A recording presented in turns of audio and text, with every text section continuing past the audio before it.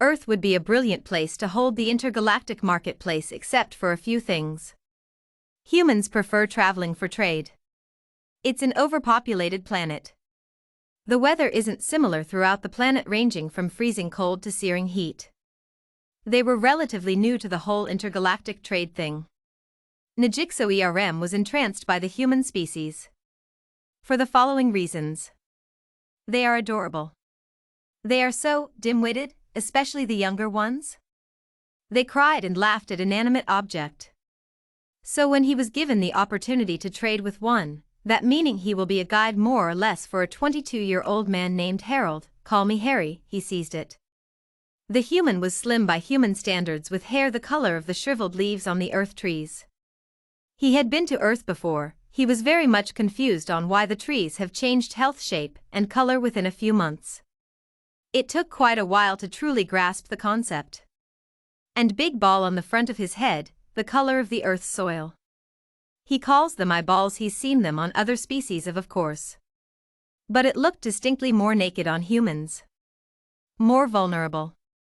He also asked a lot of questions, even in his coarse, clumsy tongue. All of the human speech was stilted and chunky, not at all the smooth buzz of his home planet.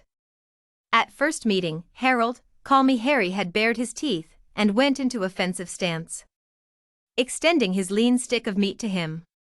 Like any sensible Nagoria ZX, he had backed away, hissing in warning. Sandra, the lady in charge of the head of intergalactic Earth diplomacy, explained that the baring of teeth is a symbol of friendship. And the extension of the limb called hand was a sign of respect.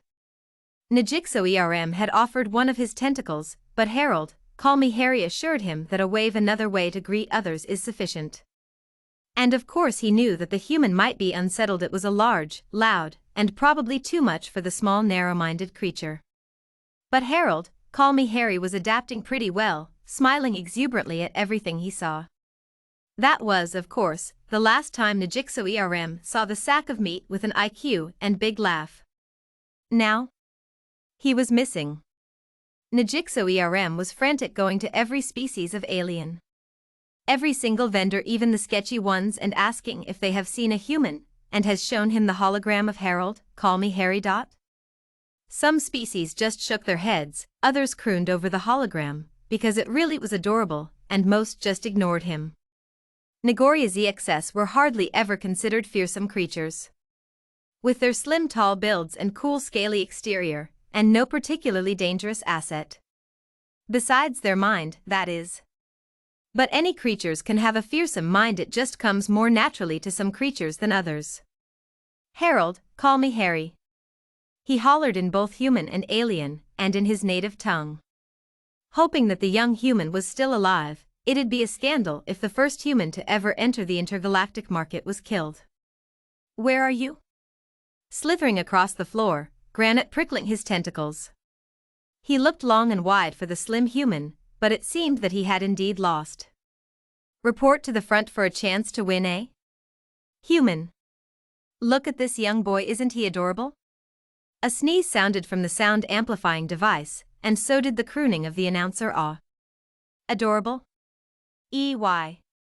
I am a man, not a boy. Look. It speaks. It. Najixo perked. He recognized that voice. It was the distinct high, smooth voice of the human species. Slithering even faster, he rushes to the front where, yes indeed, there was Harold, call me Harry, sitting petulantly on a chair. He was saying something no one can properly hear, but the mic caught the last part.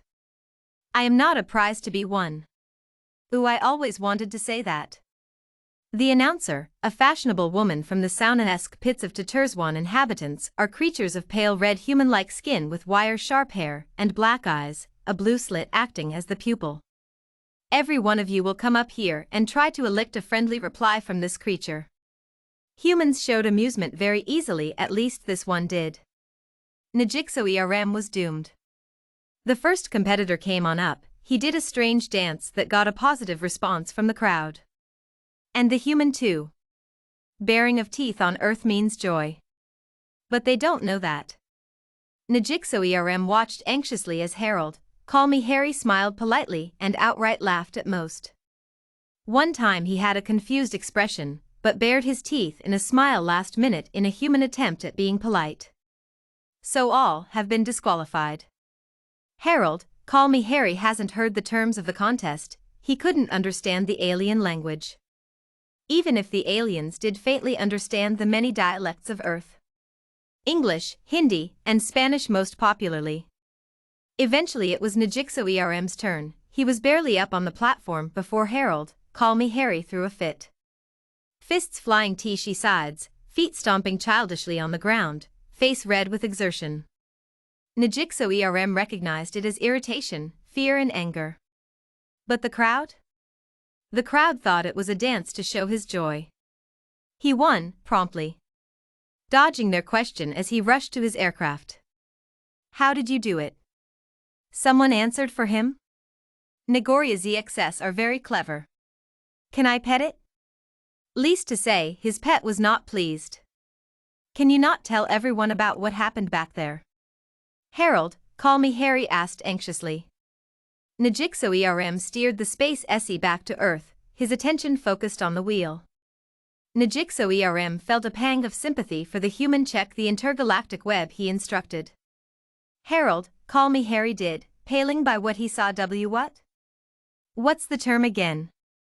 Oh yes, I'm afraid you are the new cat video. It has an infinity sign for the views. That's infinity. Yes, you are quite dash. Aha.